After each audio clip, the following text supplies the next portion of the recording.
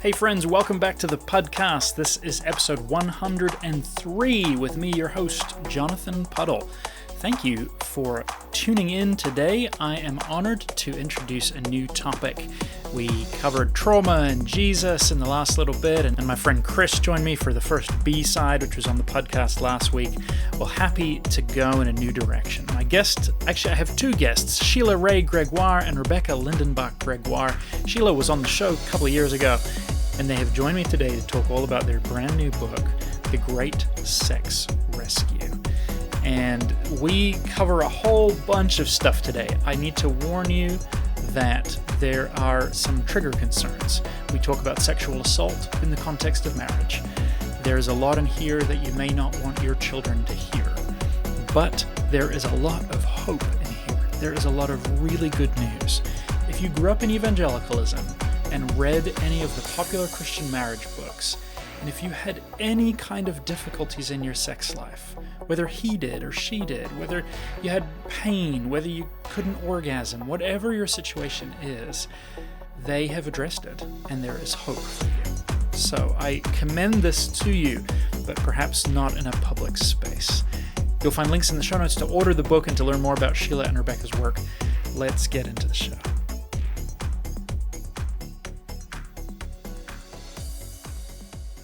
Sheila, when you were on the show last time, that was actually April 2019. If your brain goes back pre-COVID, that almost 2 years.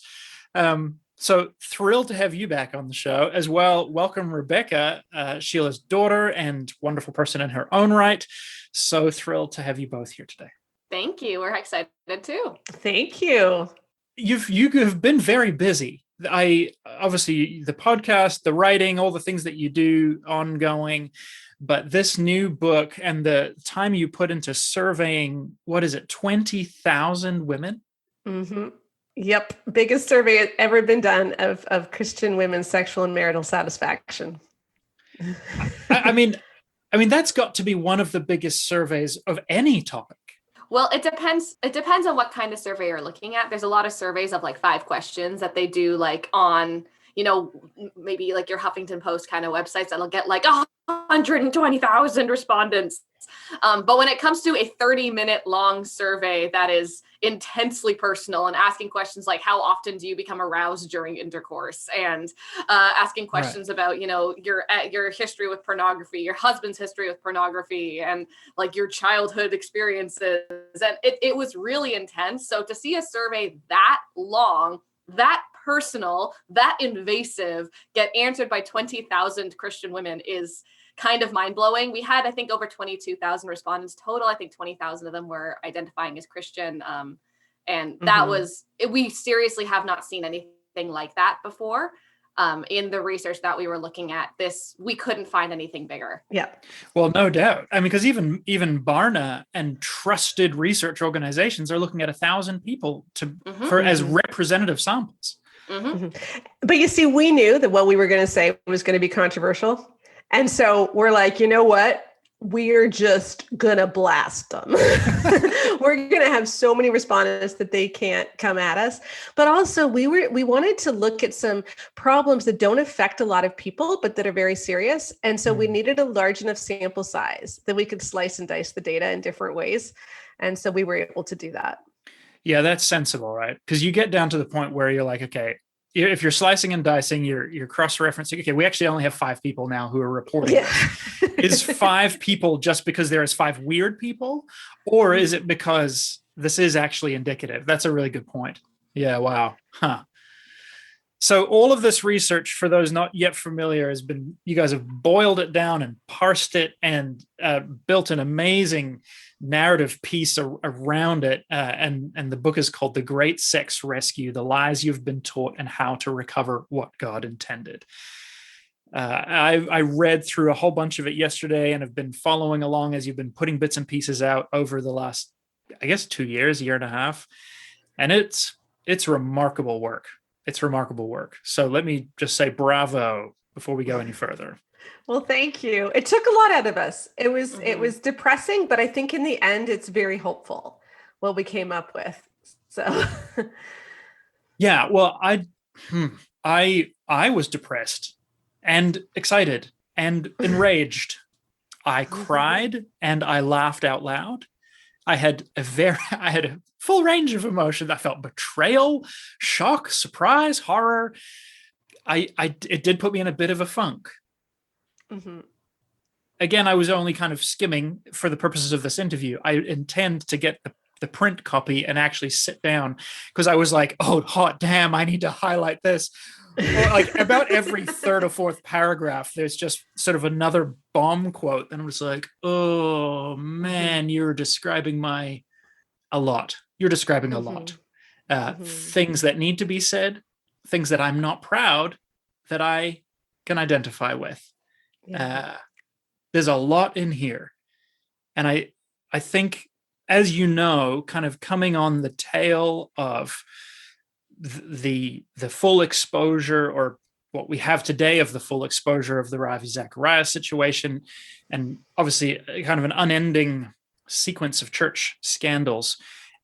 And I know, Sheila, you've been writing to this, that the deeper issues in evangelical identity, male identity, female identity, what sex actually is, and in the evangelical world, there are issues here that run deep and that have huge, far-reaching consequences. Yeah, and that's really what we wanted to look at, because our big research questions going into this is, are there certain things that we are believing in the evangelical church that are wrecking sex? Because, I mean, as you know, and as we talked about in 2019, I've been blogging about sex for years. You know, I talk about sex every day on the blog. I have a podcast about sex. We're just a weird family. We're weird people. We talk about sex a lot. And I keep putting out all this content that is good. Okay, so I'm telling you, hey, you want to boost your libido? Here's how you do that. You want to have an orgasm? Here's how you do that. Like, I've got all this great content. But no matter how much content we put out, people were still coming back to us with the same problems. So we just sat together one day and we said, what if the problem is not a lack of good content as much as it is that there is a rotten foundation?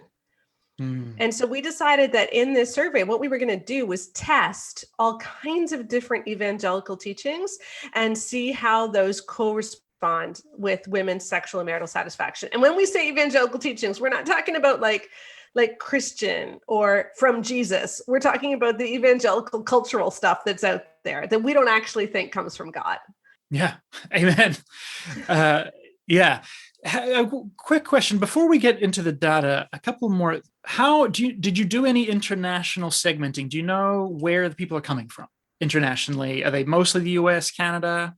In general, our sample was mainly from the US, yes, because that's mainly where our readership was. And also, in order to get the survey out, it wasn't just our list. It wasn't just our blog. You know, this was not just people hearing our message. We had other people sharing it on their websites, to their friends, to their churches.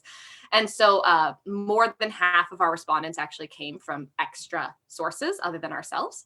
And so they were mainly from the US. We do know we had a lot from Canada as well. We also had quite a few from the UK, from Europe. We had pretty international spread. The majority of the people did come from the US though. And I don't believe we looked at it based on where they were from. We just looked at it based on exposure to these teachings, because that's what we were interested in. Yeah, we had 130 questions. There is so much more data we could get out there. So we would love to look sometime at, hey, do Aussies have more orgasms than Americans? We just haven't run that data yet. So one day that will be in an article. Yeah, well, and it is of interest, because even as I have been sharing some things in moving up to this interview, it's been interesting to watch the way that when I say the harm that purity culture has done, certain folks internationally don't get it in the same way that folks in North America do. If I say purity culture X, that means something to people 20 to 45 or 50 years old in North America, increasingly. Obviously, there are some folks still waking up to that. But I've got a lot of friends in the same space outside of us saying, I don't really understand. I don't really understand what, are you saying purity is a bad thing? I'm like, okay, so there's a whole thing here. So that's why I asked the question about international. Anything else you want to say just off the top about why you did this? Anything else before we get into some pointed questions? Well, and I'm pretty sure I shared this on that podcast with you that April 2019. I'm pretty sure we talked about love and respect. But in January of 2019, I read Love and Respect. And it was the first time I had ever done so. I hadn't read a lot of sex and marriage books, even though I write in this field, because I was always afraid of plagiarism. And when I read that book, it was like a nuclear bomb went off in my living room, because I had no idea that it was that bad. And you can go listen to that podcast if you want to find out why, because I think we talked about it. But one of the big things we wanted to do in the Great Sex Rescue was identify which teachings were harmful, but then we also looked at the best-selling marriage books and sex books in evangelicalism to see which ones spread those teachings. And then we put them against a rubric. So a lot of the Great Sex Rescue is talking about, here's how this stuff got spread. And so you're not crazy. Like, if you believe this stuff, it's not that you're stupid. It's not that you were duped or anything. It's just, it's in the water and it's not your fault, but here's how you can get over it. So good. So good. Okay. First question then. I wonder, are there some things that you were already intimating, some things that you were hearing bits and pieces that the research categorically bore out? Like things that were not a surprise, things that were like, oh my gosh, this is perhaps even more widespread than we'd even given thought to. Yeah, one of the ones that we were really not surprised about at all, but we were really surprised as to how impactful it was the obligation sex message. So what that means is we measured whether people had heard and whether they believed the idea that women are obligated to give their husband sex when they want it, right? So a wife is obligated to give her husband sex when he wants it. And this teaching we already knew from talking to women and from hearing the comments come in on the blog and from hearing people's struggles with like enjoying sex, that this was a huge roadblock for a lot of women. The feeling like, I don't have a choice, I have to do this is my duty. What we didn't expect was that it would have comparable effects on rates of sexual pain as prior abuse. Wow. Yeah, like that was a mind-blowing result that we got. Was both of them, I believe, are close to, I don't know, I don't have the exact numbers, but it's somewhere in the 1.3 to 1.6 times more likely to experience vaginismus as a result of previous abuse or the obligation sex message. It's astoundingly large. And when we have a teaching in the church that impacts women in a similar way to actually experiencing their autonomy physically being taken away from them, we need to stop being surprised when we've told women you don't have bodily autonomy, that it harms them. Right. Right? Like we tell women, you don't have a choice. You marry this man because you love him and he loves you, but now he in essence owns your body. That's what we tell women, but you're supposed to enjoy this. But if you don't, it doesn't matter because he gets it anyway. Right. Like this is such a harmful teaching, but we didn't expect it to be that harmful. And the pushback, of course, that we get is, oh, but the Bible does say that. The Bible says that. 1 Corinthians 7, 3-5. He has to fulfill his marital duties to his wife, and she has to fulfill hers to her husband, and her body doesn't belong to her alone, but also to him, and his body belongs to her. And do not deprive each other except by mutual consent and for a time, that you may devote yourselves to prayer and fasting, et cetera, and that you may come together. So, okay, yes, the Bible says that. But what does the Bible mean by sex? Because this is the fundamental question. Like, what is it that we are not supposed to be deprived of? So, Jonathan, I'm going to ask you a question, okay? Yes. I do not expect you to actually answer. But if I were to say to you, did you have sex last night? Chances are you are thinking of a very specific thing, right? I would actually like to answer this question. Okay. If you don't mind. I've never had a person volunteer, but you go right ahead. because I was reading this yesterday and I read that chapter and I was really intrigued. And I was trying to think about this. And I was trying to figure this out in my own head.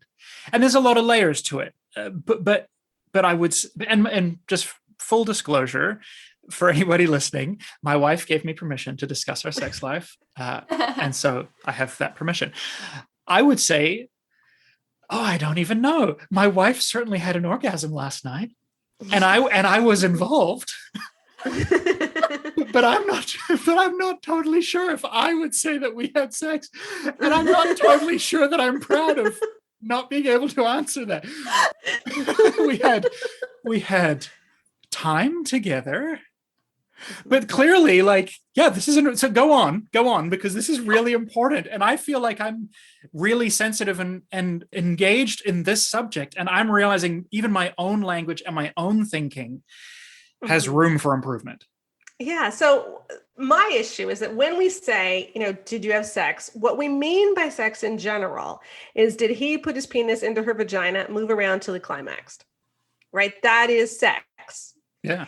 And we would say that is a part of being sexual, but that is not sex, because that definition of sex, she could be lying there counting ceiling tiles, making a grocery list in her head, or even worse, she could not want to do it at all.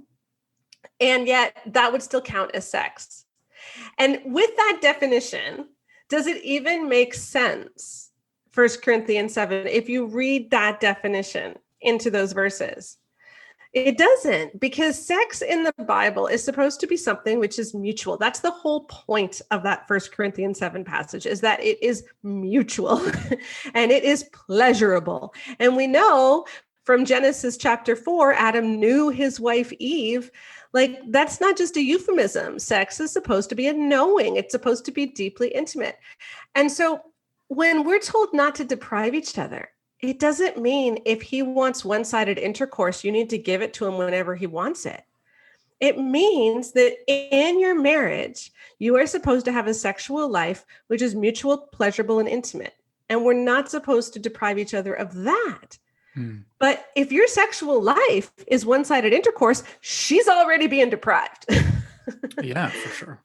It's also, I don't think you really got into this, but it struck me reading that definition in the book that it's also like incredibly ableist, right? Like, that's not touching any scenario for folks who have various different kind of physical, emotional, mental challenges with that area of their bodies, their sexual life.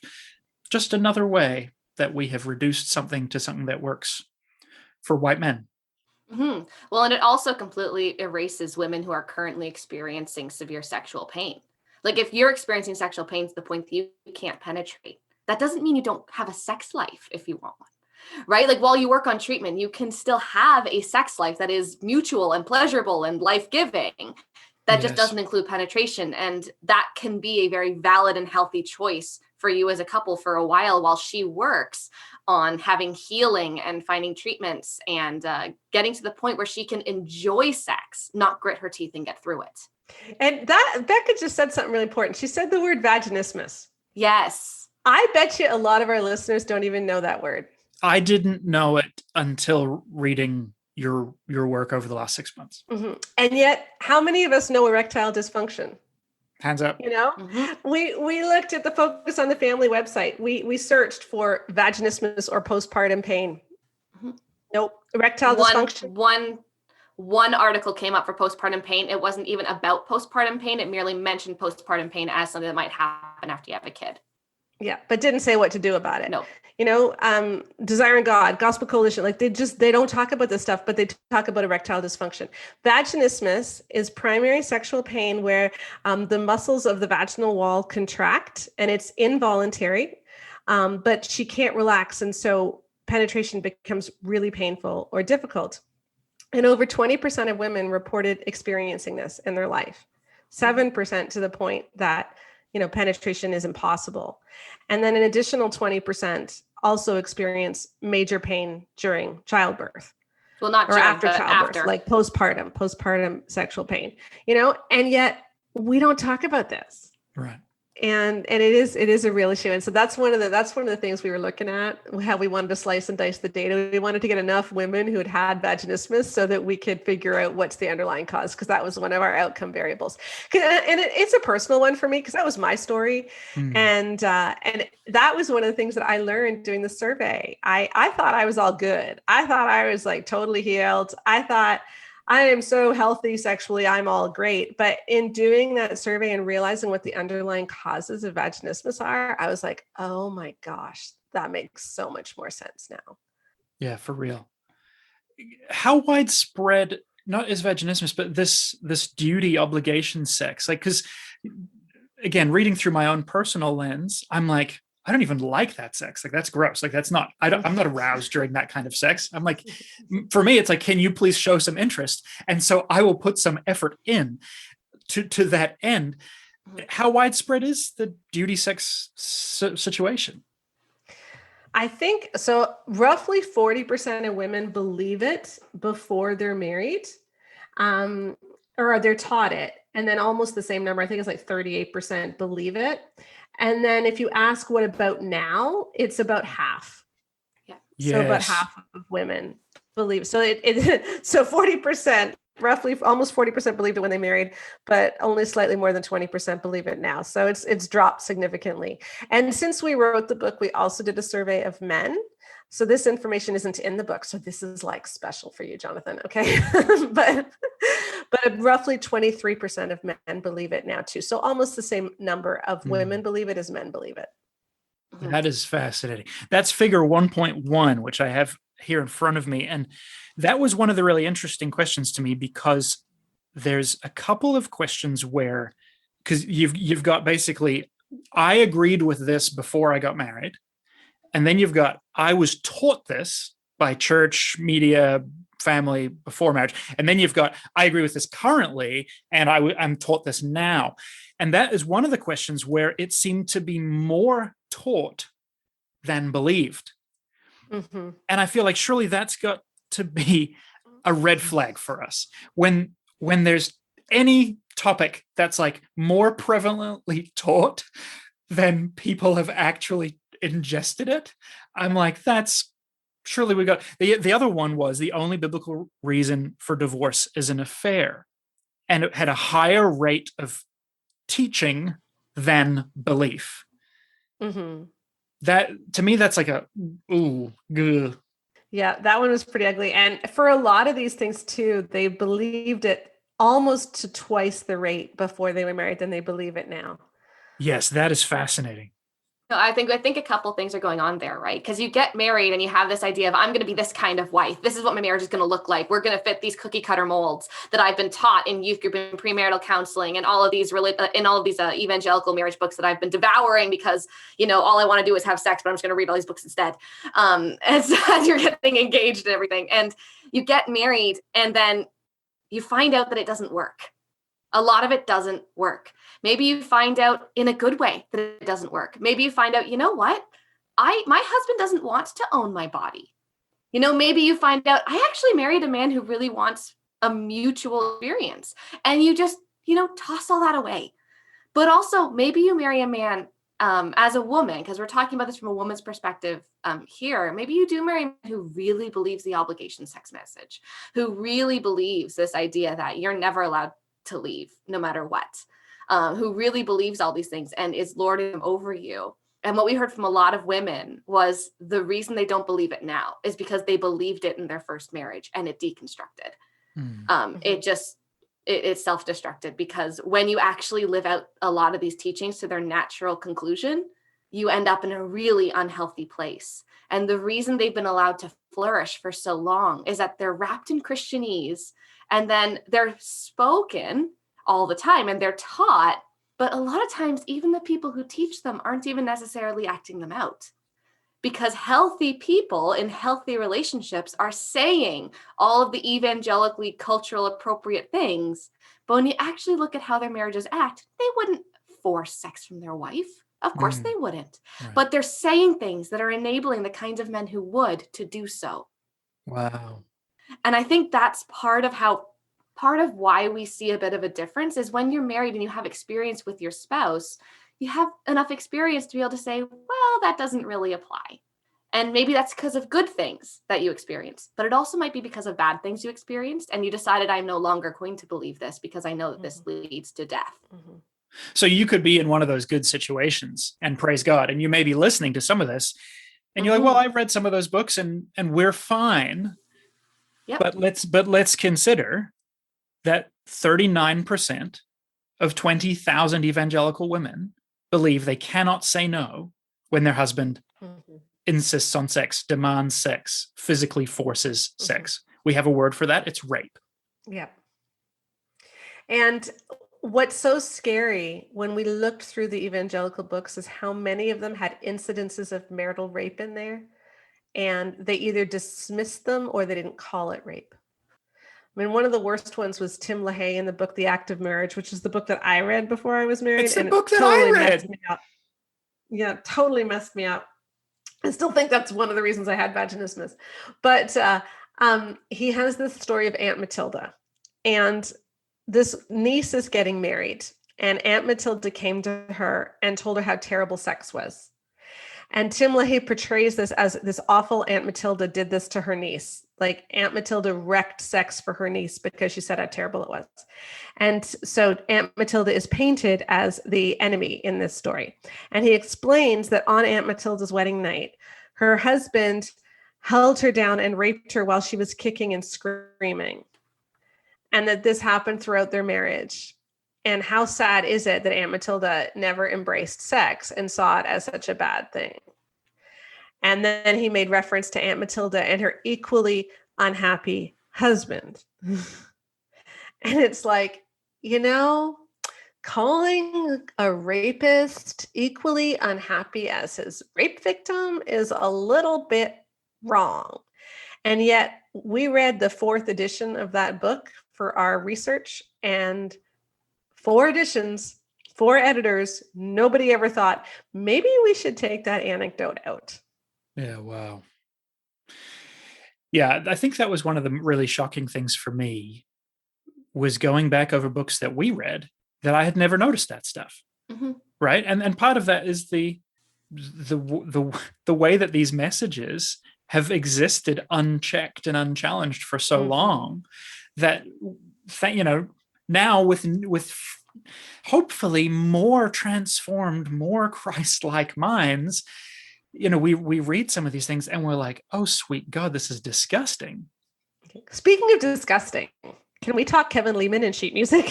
Okay, but first, before you do that, because this may sound like let's just rag on all the books. I want to tell you the marriage books that I read. Okay? Okay. Lay it on me. Yep. My wife and I read The Act of Marriage. Yep. Okay. We read sheet music. Uh-huh. We read Every Man's Marriage. We read Love and Respect. And of course, I went through all the Every Man's Battle stuff because that's what we did. And that's kind of the honor roll, it turns out, of terrible messaging bad books.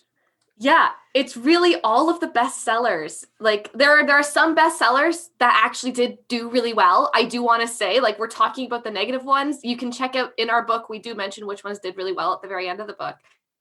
But I think the problem is that our bestsellers are the ones that have these really bad messages in them. And so is it any surprise that these things are so widespread, right? Because everyone read them. They were just accepted as healthy because this was what Christians read. Yeah. Yeah. So go ahead, lay the disgusting on me. So Kevin Lehman tells women that when your husband is struggling with pornography, you need to be there for him because your period is a really difficult time for him. And so you should give him hand jobs during your period so that he doesn't get tempted.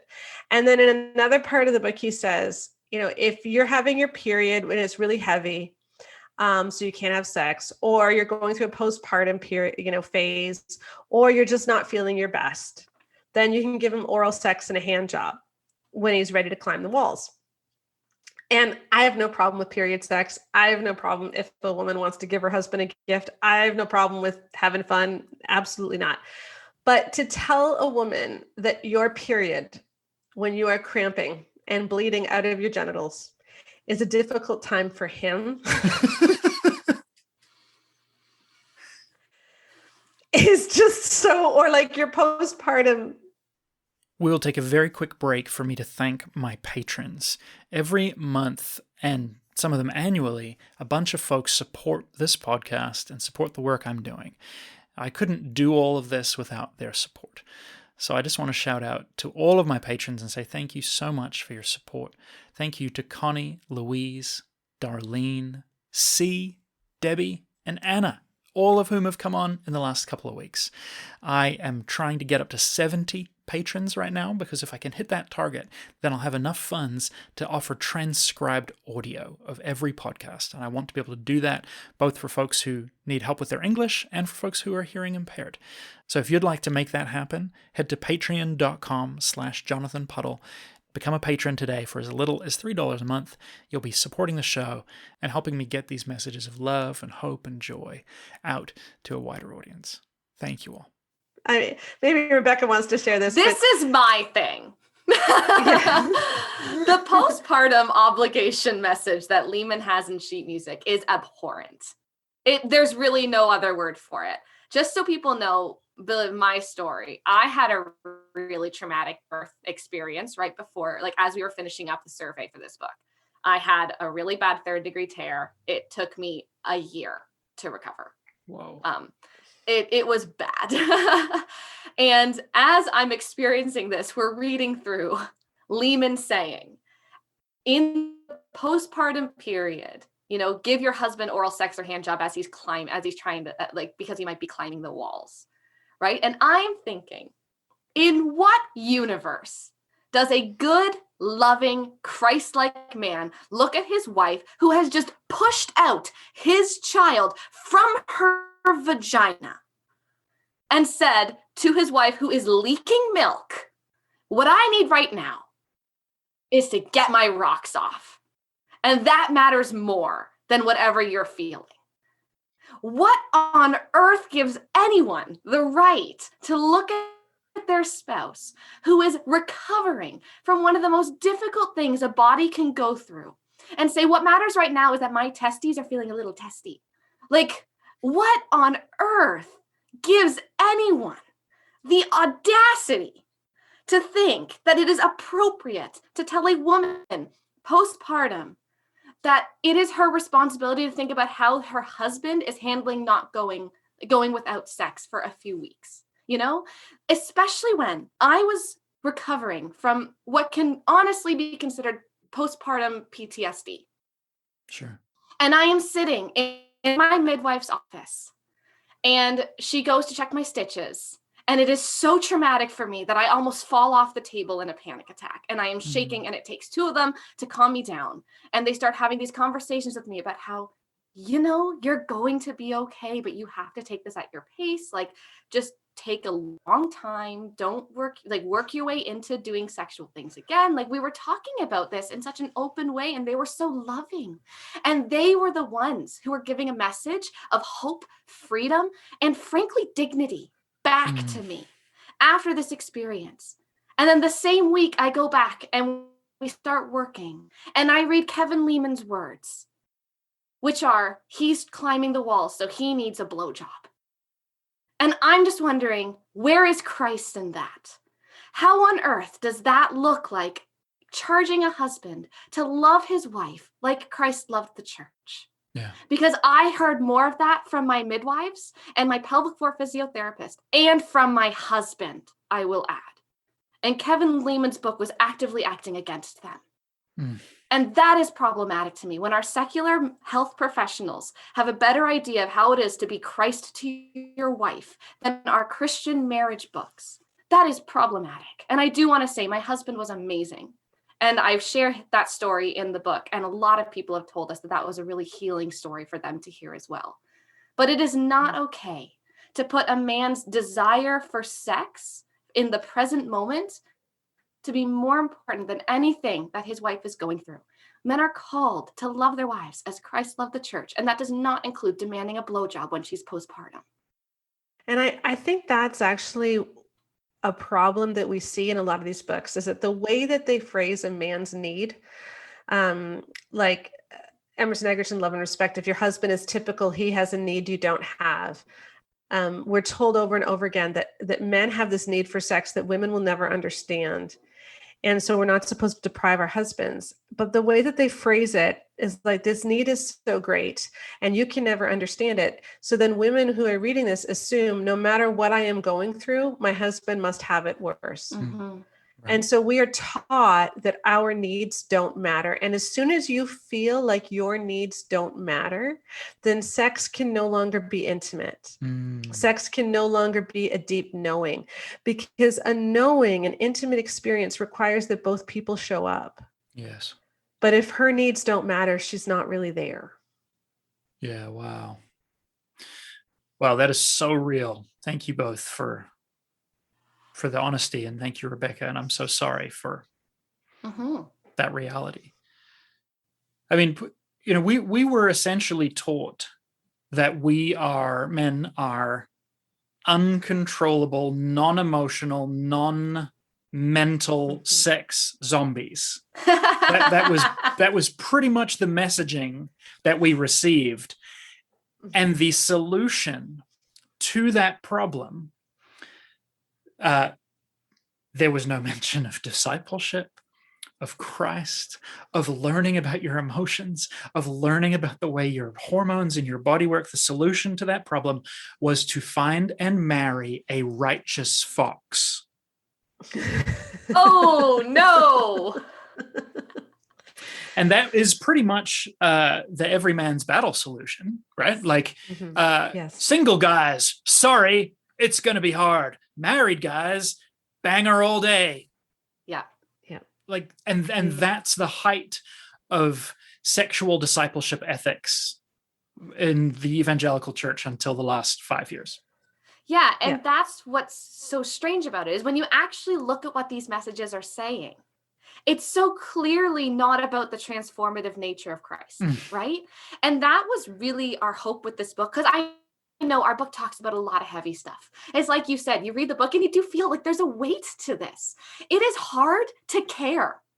That is what the book is doing. The book is asking care about you when you were first, getting married and you were so excited about sex and you heard these messages for the first time.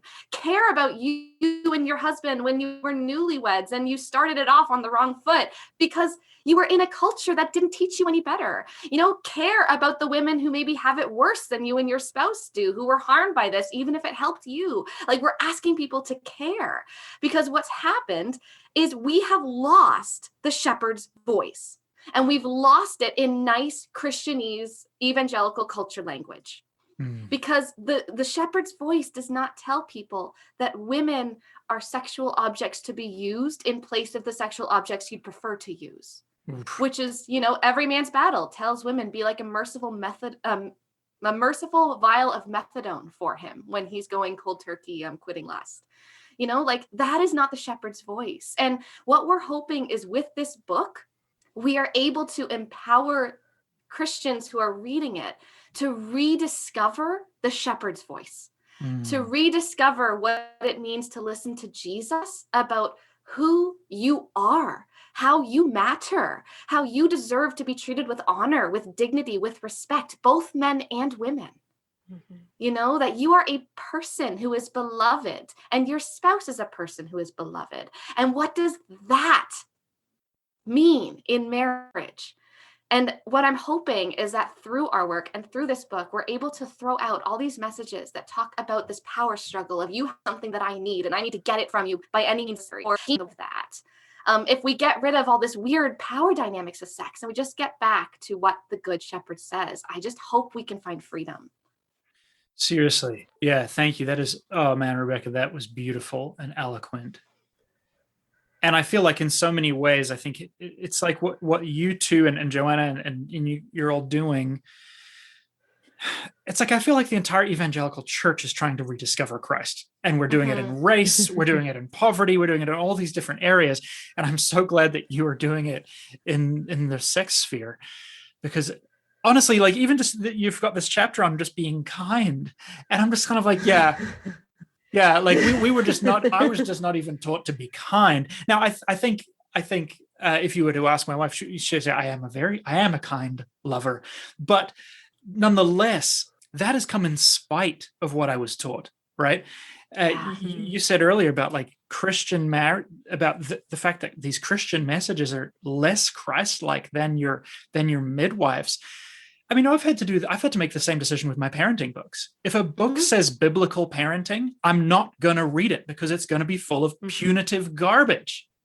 Yep. I'm like, give me some bloody science. Tell me something about how the brain and the body and childhood development, like. Yeah, this is actually one of the things we want to call the church to. Yes. She not to pick on Kevin Lehman too much, but he's such an easy target. And I do need to say, sheet music did not score as badly on our rubric as some other books. So I know I'm beating up on it a lot. It's just that he has some of the worst sentences that are easy to beat up on, but there were books that were far worse than Kevin Lehman's. But nevertheless, if you look through his books, there are hardly any references. Mm-hmm. And when he does reference a study, it tends to be a study from Red Book Magazine or something like that. Yep. There are no references to peer-reviewed anything. Yeah. And that's typical of almost every Christian book that we looked at, with maybe a few exceptions, but even when they do reference, it might be one or two. We want to set a standard that it's not good enough to just write a book that's your opinion.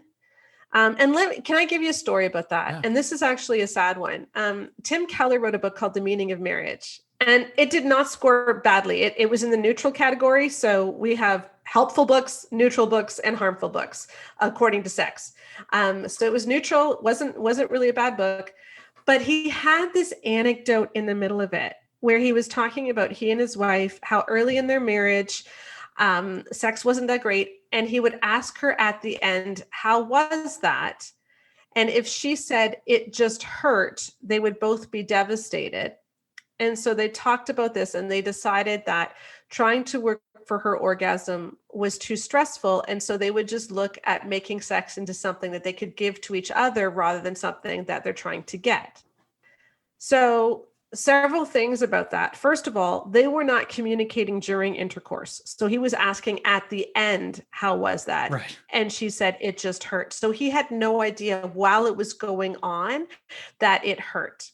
And there's numerous studies, not ours, because we didn't look at it in this detail, but there's other studies of like what I think it was 24,000 heterosexual women, the one I'm thinking of, where being able to speak up in the middle of intercourse is one of the best predictors of orgasm. So being able to speak up and say what you want, but they're not communicating. So that's a problem. But then the other thing is they said we stopped aiming for her orgasm. Now, if you're a couple where like she reaches orgasm 70% of the time, that's probably good advice sometimes, because that 30% of the time when she just knows she's not going to get there because maybe there's too much in her head, but she's enjoying the closeness. She wants you to have a good time. And she says, seriously, hon, don't worry about me too much. Just go ahead. And if he does worry about her and he does try to make her reach orgasm, she's just annoyed because she wants to get this over. Like, you know what? In that scenario, that's probably really good advice. But we found a 43-point orgasm gap. So, which means that the majority of men orgasm almost always or always, but only 49% of women do. Wow. There's a lot of women who are not reaching orgasm. That is terrible advice if you're not reaching orgasm. Right. And so they gave this advice that is based only on their marriage and not based on anything scientific, not based on thinking about anyone who might be approaching it from a different perspective. And reading that from a different perspective would be really harmful to your marriage. And that's where we just want to call, especially pastors who are not trained in this, and the only thing they know about sex is their own wife, stop writing about sex. Or if you are going to write about it, please look at the peer-reviewed research. Yeah, seriously. Wow. My wife last year read Come As You Are by Emily Nagoski. Yep. Yeah, great book. And it was like, there was like gospel freedom in that book for both of us. Yep. In terms of like, hey, so here's a whole chapter on bullshit you were taught, excuse my language, in the church. That's not even true. Like the connection between virginity and your hymen. Like this is not a thing. And I've heard it preached from the pulpit. So yeah, get some science into your head. Was there anything else that really took you by surprise in the research and what you guys were doing? I think the biggest one that was a surprise to us was what we found about marriages that aren't having sex. And and we talk about this in the book, is, and maybe I'll let you take this going. So you've actually talked about this in the past, and I haven't. This is my first foray into this. Yeah, I changed my view on this one. So when we talk about sexless marriages as being this awful thing. And, if you're in a sexless marriage, we need to get the person who's withholding sex to have sex.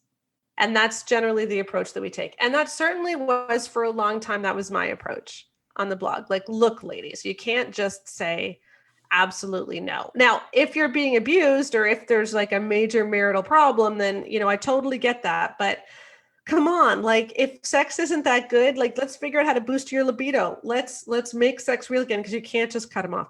What we found is that very, very few sexless marriages are caused by women simply not wanting to have sex. Right. There are 5 things that are highly correlated with sexless marriages. Not feeling close during sex, her never reaching orgasm, sexual pain, porn use, like, et cetera, et cetera. And in a sexless marriage, like 75% have at least 2 of those issues. Wow. Whereas in marriages where they're having sex, the vast majority don't even have one of them. And so sexless marriages do not become sexless just because someone doesn't want to have sex. Sexless marriages are built because there's issues. And I think that's one of the things we really found, and not just about sexless marriages, but just in terms of libido and frequency at all, is that frequency it's not like a thermostat where you can just turn up frequency and your marriage will be better. Frequency is a thermometer that tells you what's really going on. And instead of telling couples, you need to have sex every 72 hours or his testicles will explode, like, it would be much better to ask, why is it that one of you doesn't want sex as much? And let's figure out the answer to that question. Yeah. Because when someone doesn't want sex, chances are there's a reason. And that's what we found over and over again, is there's a reason. And addressing that reason is far more important than looking at just the frequency. Seriously, which is going to take people in their journey into their story, their history, trauma, maybe this therapy and counseling, maybe that's for either one, like all of that stuff, right? Which again was a lot of what was going on in my head as I was reading this. This book was the first time I think I have read a Christian sex book and felt any measure of conviction. And I thought, and I was trying to figure out last night all the different feelings that I was feeling after having read through a bunch of chapters. And I realized one of the, with the anger and everything else, one of the feelings was conviction. I feel called out. Why? What is that? Where am I on the scale? And I realized a large part of it was simply none of the books that I read, as we discussed, called me to any kind of higher standard of love, which is really ironic when Christians talk about sex being like the highest expression of love. But actually, never had I been invited to consider messages that I'd received, ways that I believed about myself, about the world, about my wife. And so I realized part of it yesterday was just surprise that I feel convicted. I feel like I'm looking at age 15 to 19, single Jonathan, and age 19 through probably 28, married Jonathan, and going, oh man, I'm really glad my wife is still here and that we have rebuilt trust and that we have mutually learned how to dig deep and offer each other vulnerability and safety and trust. Because I wasn't asked to by the culture. Maybe she was told to, but so little was required of me, basically, as a man, to just turn up, and yeah. I find that so sad too. And I have a son now, right? Like, I'm a mother to a boy, and I don't look at his friends who are girls and think, well, they're just going to become better people than him. Like, I can expect more from them than I can from my son, because he's just a boy. He's just going to grow up to a man who can't control himself, who is going to be this, insatiable beast. Like, no, like, I have such hope in that my son will grow to be someone who is the example of Christ's love. And my question is just, when in Christian teachings does that change? Like, when does the little baby in front of you become the insatiable, tempted boy who can't control himself? Like, at what point do we stop believing in our kids? Because that's really one of the deeper messages as well. Like, at what point do we stop believing in men? Like, at what point do we start thinking that our male children or, the young men around us can be expected? Well, you can't really expect much from them because that's just how men are. Like, when did we start believing that? When do we stop having faith that God can use someone totally because they're male? When do we stop having faith that Christ can transform someone's sexual sin? When do we stop having faith in our boys?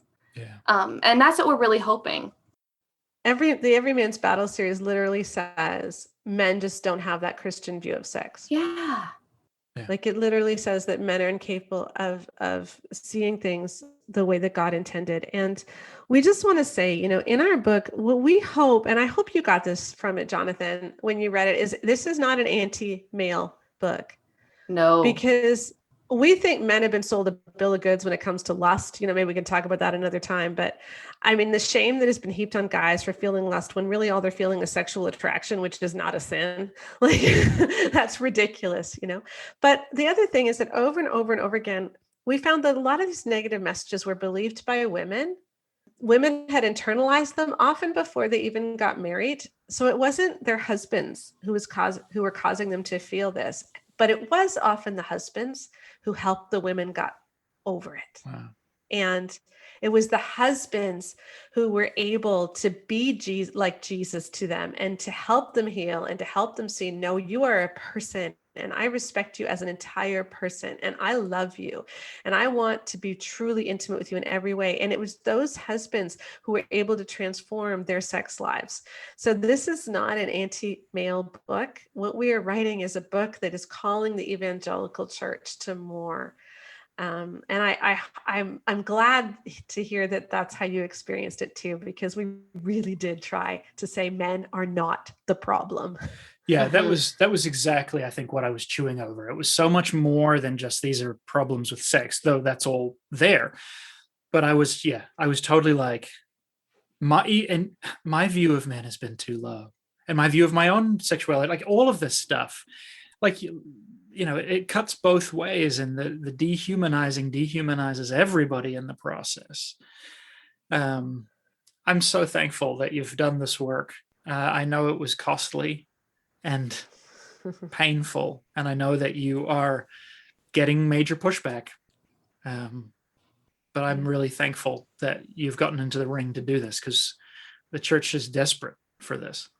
Absolutely. And I pray that this is just the beginning of the conversation. That's what we said at the end. We're not trying to end the conversation. We just want to begin it. We want to begin by saying, let's develop a healthy sexual ethic that is in line with Jesus. And so let's do more research, but let's no longer accept books that aren't based on research. Like, let's do more research. Let's figure this out. Well, we're Christians. We have the Holy Spirit. We should be leading the way. And so let's make sure that we do that and that we're able to talk about sex in a healthy way so that other couples don't have to go through what I did, when I first got married too. Seriously. Actually, to that end, would you pray for us here and now? Sure. Oh, dear Jesus, you are such a picture of love and sacrifice and service, and you created us to follow in your steps. And so I pray that for every person who is listening here who is currently married, that you will show us how our marriages can reflect your values, and that we can strip away everything that is not of you, and everything that is ugly and everything that steals humanity or identity or worth from people.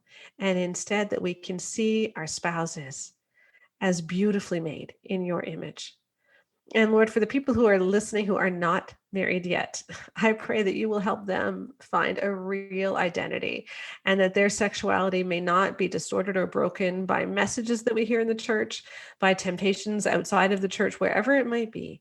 But that all of us will be able to be fully known by you, we'll be able to fully know ourselves, and that we will feel accepted and loved by you so that we may be able to love others with that same acceptance and love.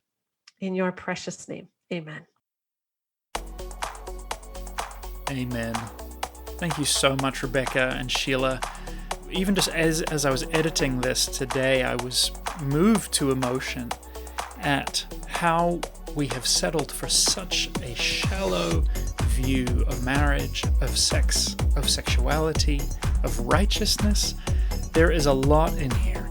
We only really just touched the very edge of the content that's in this book. They cover so much. So I highly, highly recommend it to you. I'll be ordering it. As I said, I can't wait to sit down with a highlighter and just digest it and allow my root system sexuality to continue being reprogrammed and transformed. So hit the show notes and you'll find links to purchase The Great Sex Rescue, as well as go and check out Sheila's blog. She does a ton of great writing. She actually wrote a very lovely endorsement of my devotional, You Are Enough. I'm so thankful for the work that her and others are doing in the church space. Thank you very much for listening, my friends. If you don't know much about me, head over to jonathanpuddle.com. You'll find all kinds of information. Follow me on social media at jonathanpuddle. Much love to you all. Oh, P.S. If you want to listen to the B-side for this episode, where my wife and I and some of our best friends, another husband and wife couple who have been on the podcast before, we sit down and have a very juicy conversation all about this new book and the things we learned in our sex lives and all this stuff. So if you want to hear some behind the scenes on this, you need to go over to patreon.com/jonathanpuddle and become a patron today. $3 will get you in, and the B-side for this will be up within a couple of days. Much grace and peace to you. Bye-bye.